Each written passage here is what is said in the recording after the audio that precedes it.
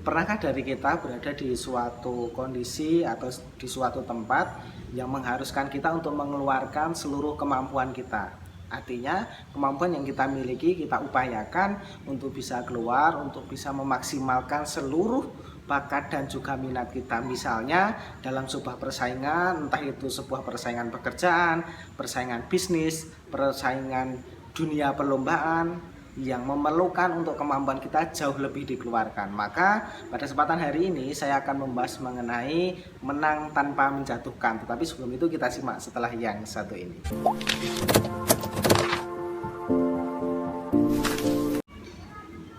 Mungkin kita tahu ya, di era terdahulu ada satu hukum yang sangat-sangat terkenal dan menimbulkan efek yang sangat panjang, yaitu adalah hukum rimba. Apa itu hukum rimba? Hukum rimba merupakan ketika dalam suatu kondisi atau suatu tempat ada persaingan dua individu, itu mana yang paling kuat, mana yang memiliki modal dan memiliki kemampuan lebih, itu yang akan menang. Sedangkan yang lain bisa saja dimusnahkan.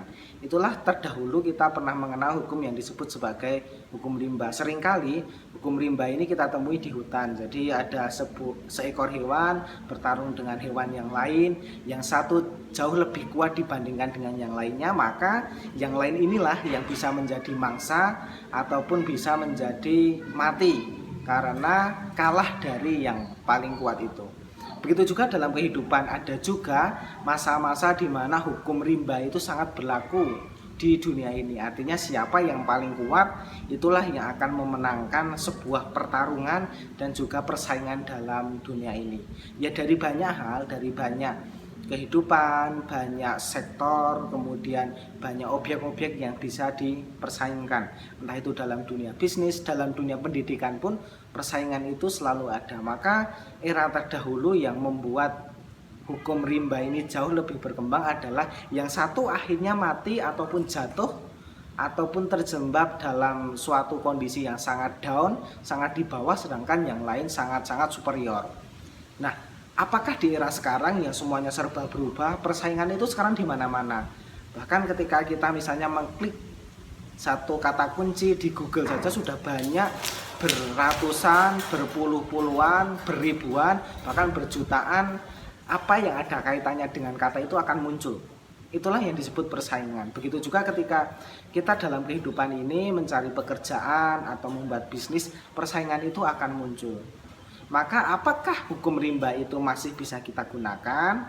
Tentu di era sekarang itu ada efek-efek yang akan ditimbulkan jauh lebih buruk ketika hukum rimba itu diterapkan. Artinya hukum rimba itu yang satu kuat, yang satu lemah, yang lemah ya sudah kalah begitu saja.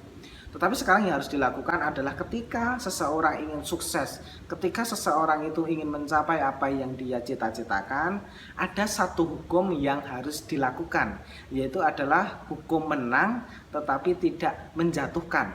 Artinya ada win-win solution, ada dua belah pihak ini yang memperoleh keuntungan dari sebuah persaingan.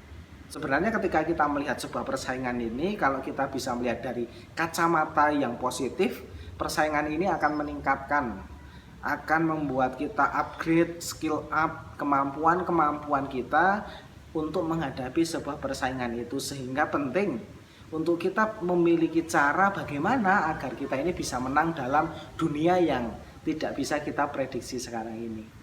Maka ada satu kata yang wajib untuk kita ketahui, yaitu adalah kata kolaborasi.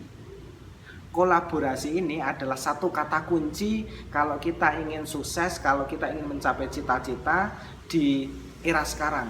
Karena era sekarang itu semakin banyaknya persaingan, kalau kita tidak berkolaborasi dengan yang lain, maka kita akan berjuang sendiri. Yang penting apa? Jangan sampai kita ini sukses ataupun besar sedangkan yang lain jatuh.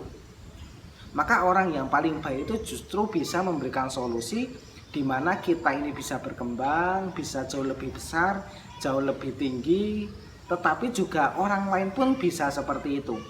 Akan sangat harmonis dan akan sangat baik sekali ketika dua individu ataupun dua institusi, dua kelompok, organisasi bisa berjalan bersama. Toh nyatanya dua tujuan yang dilakukan oleh dua organisasi atau dua orang ini sama. Ketika tujuannya sama, kita bisa melakukan kombinasi dalam berbagai cara, dalam berbagai tindakan. Kalau yang satu memiliki kekurangan, maka yang satu bisa menambal ataupun bisa memperbaiki. Kalau yang satu punya kelebihan, yang satu bisa belajar. Inilah pentingnya kita untuk berkolaborasi.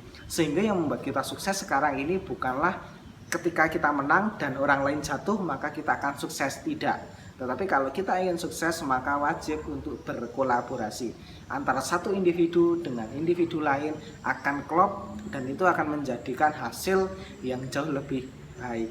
Kita tentu paham ketika apa yang kita kerjakan ini berhasil dan juga pekerjaan yang dilakukan oleh orang lain berhasil, ketika dikombinasikan maka keberhasilannya akan 2 kali lipat. Sehingga secara tenaga, secara biaya, secara waktu bisa lebih terorganisir dan juga bisa lebih runtut, lebih terakomodasi. Inilah yang penting untuk kita miliki, sehingga kolaborasi ini menjadi dasar pijakan kita untuk maju sukses di masa yang akan datang. Maka hidup ini adalah pilihan. Kita memilih untuk kita yang menang, orang lain celaka ataupun jatuh, atau sebaliknya orang lain yang menang, kita yang jatuh, atau dua-duanya menang tanpa orang lain atau rekan kita mengalami kejatuhan.